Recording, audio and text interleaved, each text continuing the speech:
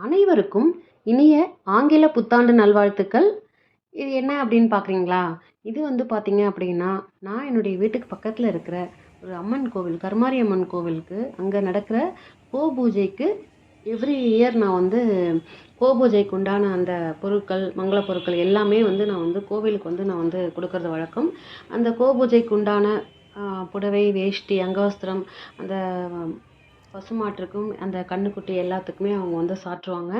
அதுக்கப்புறம் பார்த்தீங்கன்னா, அம்மனுக்கு வந்து புடவை சாத்துவாங்க. கருமாரி அம்மன் அண்ட் ரேணுகா பரமேஸ்வரி. இந்த 2 அம்மனுக்கும் தனித்தனியா 2 புடவைகள். பூஜைக்கு உண்டான ஒரு புடவை ரவிக்கை. அதுக்கப்புறம் பார்த்தீங்கன்னா, வேஷ்டி, அங்கவஸ்திரம். ஸோ தனியா எடுத்து வச்சு, அதுக்கப்புறம் மங்கள பொருட்கள் எல்லாம் வெத்தலை, பாக்கு, பூ, பழம், தேங்காய் மட்டும் நான் அங்கேயே வாங்கி அவங்க கிட்ட குடுத்துட்டேன்.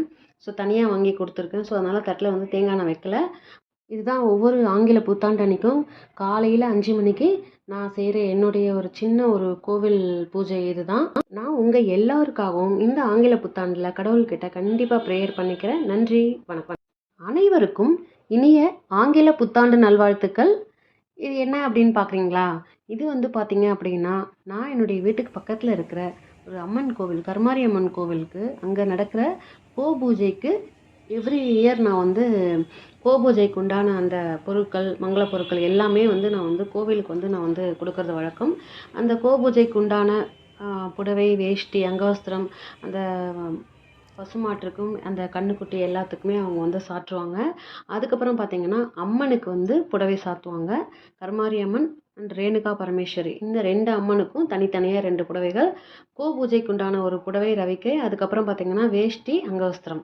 ஸோ தனியா எடுத்து வச்சு, அதுக்கப்புறம் மங்கள பொருட்கள் எல்லாம் வெத்தலை, பாக்கு, பூ, பழம், தேங்காய் மட்டும் நான் அங்கேயே வாங்கி அவங்க கிட்ட குடுத்துட்டேன்.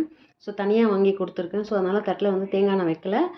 இதுதான் ஒவ்வொரு ஆங்கில புத்தாண்டு அன்னைக்கும் காலையில் 5 மணிக்கு நான் செய்கிற என்னுடைய ஒரு சின்ன ஒரு கோவில் பூஜை இதுதான். நான் உங்கள் எல்லாருக்காகவும் இந்த ஆங்கில புத்தாண்டில் கடவுள்கிட்ட கண்டிப்பாக ப்ரேயர் பண்ணிக்கிறேன். நன்றி, வணக்கம்.